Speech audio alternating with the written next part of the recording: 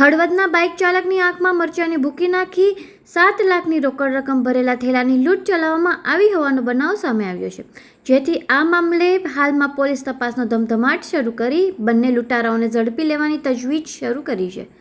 આ બાબતે પ્રાપ્ત માહિતી મુજબ હળવદમાં આનંદ બંગલો સોસાયટીમાં રહેતા રજનીભાઈ દેથરિયા યાર્ડમાંથી તેઓ 7 લાખની રોકડ રકમ થેલામાં લઈ બાઇક પર મંગળવાર રાત્રે ઘર તરફ જઈ રહ્યા હોય ત્યારે રાણેકપર રોડ ઉપર બે શખ્સોએ તેની આંખમાં મરચાની ભૂકી છાંટી થેલો ઝૂંટવી લૂંટ ચલાવી અને નાસી ગયા હતા।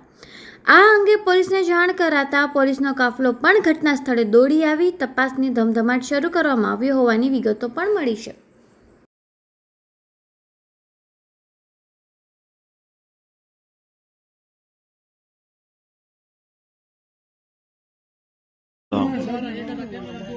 શું તમારું નામ ને બનાવ શું બન્યો હતો? મારું નામ રજનીકાંત ભીખાલાલ, હું વિયાડેથી આવતો હતો ને આનંદ બંગલોના ગેટથી આગળ 150 મીટર આગળ થેલો મારો આગળથી ઉપાડી આંખમાં મરચું નાખીને થેલો લઈને નાસી ગયા। 2 બાઇક સવાર હતા। કેટલા રૂપિયા હતા થેલામાં? થેલામાં 7,05,000 સમથિંગ। તમને કોઈ પર શંકા કે કઈ? ના, એવું શંકાનું તો કંઈ નથી એવું।